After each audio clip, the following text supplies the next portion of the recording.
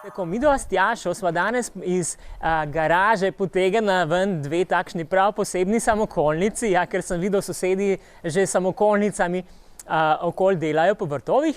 Midva bova pa sprobala danes, ali te najine samokolnice še kaj sploh vozijo, ne? Ali so gume spustile mogoče, tako da bova videla, katera samokolnica je tista, ki bo najhitrejša in tisto bova potem uporabila celo leto na vrtu, da nam pomaga pri vrtnih opravilih.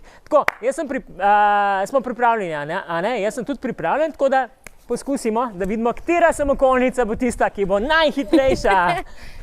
Samokolnice, a ste pripravljene? Ja. Te naše samokolnice tudi govorijo. A smo? Pa dajmo 3, 4, zdaj! Da vidimo, katera samokolnica bo ful hitra. Še malo, imamo uverjena pot in ja, bravo, super!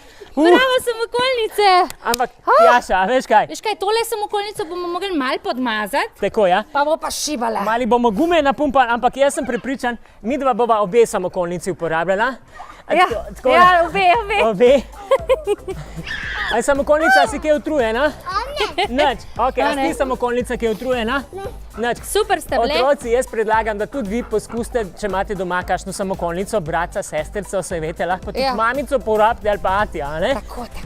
Pa tista, ki bo najhitrejša, rečete, da more vam kaj dobrega za jesti narediti, a ne? Ja. To je to. Se vidimo drugič.